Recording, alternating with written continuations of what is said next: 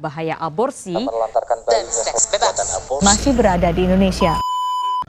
Seks bebas di Indonesia sedang marak-maraknya. Sebagian besar pelaku dan korban seks bebas adalah remaja. Kita sebagai generasi muda seharusnya menjadi pelopor perilaku yang baik dan menghindari seks bebas.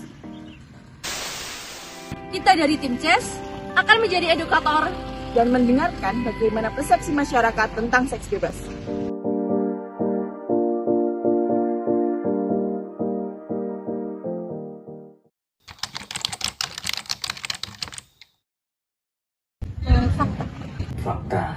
Fakta sih. Bisa enggak sih, bisa iya ya. Diingatkan. Nasehati aja. Saat kita dekati, kemudian kita beri nasihat juga. Menurut saya itu ya didekati, ditemenin aja. Mungkin seks bebas ini bukan karena dua-duanya mau. Masih kurang. Tingkatkan ya Bapak ya. Sudah cukup ya, tapi masih perlu ditambah lagi. Ya, bisa ditingkatkan dari orang tua, juga dari sekolah. Kan ada dari sekolah, mulai SMA kemungkinan ya. Oke, bahaya seks bebas. Pastinya nanti yang seperti yang tadi disampaikan juga stunting. Kemudian bisa menyebabkan penyakit menular seksual kayak gitu. Untuk upaya ya kita jauhin yang mungkin oknumnya kali ya, oknum yang suka ngajakin ke hal yang sana, yang negatif yang gitu negatif. ya. Kalau pencegahannya itu kita dari orang tua juga sedikit-sedikit kasih masukan. Ya, melalui pengajian, melalui pengarahan-pengarahan seperti di pembinaan-pembinaan seperti itu. Terima kasih ya Kak sudah menjawab pertanyaan saya. Mungkin setelah ini saya akan melakukan sedikit edukasi untuk Kakak. Oke, tadi kita sudah mendengarkan mengenai persepsi masyarakat tentang seks bebas. Selanjutnya, kita akan memberikan edukasi mengenai seks bebas itu sendiri. Seks bebas dimaknai sebagai suatu perilaku seksual yang dilakukan oleh laki-laki dan perempuan tanpa ikatan resmi pernikahan dan tentunya memiliki dampak negatif baik secara psikis, sosial, dan kesehatan. Selain narkoba dan HIV atau AIDS, seks bebas kini menjadi masalah utama remaja di Indonesia. Seks bebas menjadi masalah serius karena jumlah remaja tergolong besar, yaitu 23,90% dari total penduduk di Indonesia. Menurut hasil penelitian Yayasan Kesuma Buana, menunjukkan bahwa sebanyak 10,3%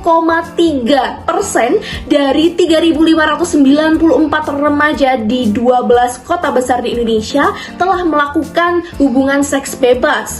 Wah, ngeri banget ya. Dan penelitian di berbagai kota besar di Indonesia juga menunjukkan bahwa sekitar 20 hingga 30% remaja itu mengaku bahwa pernah melakukan hubungan seks bebas. Faktor yang menyebabkan seks bebas diantaranya tingkat pendidikan keluarga yang minim. Minimnya tingkat pendidikan keluarga membuat remaja mudah terpengaruh dengan pergaulan bebas. Orang tua yang tidak melakukan pengawasan secara intens mengakibatkan remaja terjerumus tanpa tahu itu benar atau salah. Yang kedua yaitu broken home. Broken home tidak selalu dikaitkan dengan perceraian orang tua, tetapi keadaan rumah yang tidak nyaman juga bisa dikategorikan sebagai broken home. Yang ketiga yaitu penyalahgunaan internet. Peredaran arus informasi di internet sangatlah masif dan tak terhindarkan. Remaja bisa mengakses apapun dan kapanpun yang ada di internet. Hal yang membuat bahaya adalah resiko remaja meniru konten yang tidak pantas di internet. Dan yang terakhir yaitu lemahnya kontrol diri. Penyebab pergaulan bebas juga bisa berasal dari diri sendiri, salah satunya yaitu karena lemahnya kontrol diri. Tiap tahun, kira-kira 15 juta remaja berusia 15 sampai 19 tahun melahirkan. 4 juta diantaranya melakukan aborsi dan hampir 10 juta terinfeksi penyakit menular seksual. Secara global, ada 40% dari semua kasus HIV terjadi pada kaum muda. Dan perkiraan terakhir menunjukkan bahwa setiap harinya ada 7.000 remaja terinfeksi HIV.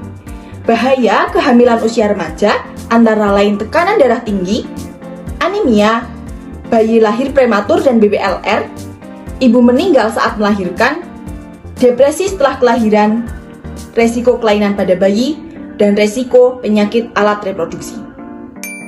Jadi, peran masyarakat apakah yang bisa dilakukan untuk mencegah seks bebas? Yang pertama adalah bidang pendidikan. Sebagai guru, dapat meningkatkan pemahaman remaja tentang seks bebas, kesehatan reproduksi, dan juga memotivasi remaja agar aktif terlibat dalam kegiatan pemberdayaan. Hal ini mengacu timbulnya pengetahuan dalam diri remaja akan pentingnya kesehatan reproduksi. Yang kedua adalah teman sebaya. Sebagai generasi muda, kita harus bisa menjadi sebuah dunia tempat untuk para remaja teman kita untuk bisa melakukan sosialisasi dalam suasana yang mereka ciptakan sendiri. Dengan berteman, seseorang bisa merasa lebih aman dan juga nyaman.